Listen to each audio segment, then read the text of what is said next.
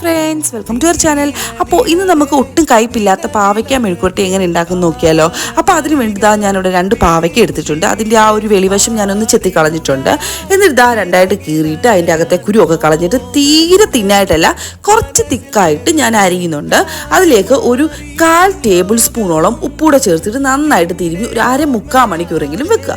ഒരു 3/4 മണിക്കൂറൊക്കെ കഴിയുമ്പോഴത്തേക്കിന് ആ പാവയ്ക്ക് നമ്മൾ പിഴിയുമ്പോൾ അതിൽ നിന്ന് നല്ലപോലെ വെള്ളം ഇറങ്ങും. ഇങ്ങനെ ചെയ്യുമ്പോഴത്തേക്കിന് നല്ലൊരു ശതമാനത്തോളം കയ്പ്പ് മാറി കിട്ടും കേട്ടോ. അപ്പോൾ അതിന് വേണ്ടിയിട്ടാണ് കേട്ടോ നമ്മളിങ്ങനെ ചെയ്യുന്നത്. ഈ വെള്ളം കളയാട്ടോ. എന്നിട്ട് അതിലേക്ക് ഞാൻ 2 പച്ചമുളക് കൂടെ ചേർത്ത് കൊടുക്കുന്നുണ്ട്. അതിനുശേഷം ഒരു പാൻ വെച്ച് അതിലേക്ക് 1.5 തവി വെളിച്ചെണ്ണയും കൂടെ ആഡ് ചെയ്ത് കൊടുക്കും. നിങ്ങൾക്ക് വെളിച്ചെണ്ണയുടെ അളവ് കൂട്ടണമെങ്കിൽ കൂട്ടാട്ടോ. കുറച്ചുകൂടെ മൊരിഞ്ഞ് വരണമെങ്കിൽ കുറച്ചുകൂടെ അളവ് കൂട്ടുക. വെളിച്ചെണ്ണ ചൂടായി വരുന്ന സമയത്ത് നമുക്ക് കുറച്ച് തേങ്ങാക്കൊത്തൂടെ ചേർത്ത് കൊടുക്കാം. തേങ്ങാക്കൊത്തൊന്ന് ചെറിയൊരു നിറവ്യത്യാസം വരുന്ന സമയത്ത് നമ്മൾ അരിഞ്ഞു വെച്ചിരിക്കുന്ന പാവയ്ക്കയും കൂടെ ചേർത്ത് ഒരു 1/4 ടീസ്പൂൺ മഞ്ഞൾപ്പൊടിയും കൂടെ ചേർത്ത് അടച്ചു വെച്ച് ലോ ഫ്ലെയിമിൽ തിരിച്ചും മറിച്ചും മുരിച്ചെടുക്കുക കേട്ടോ. അപ്പോൾ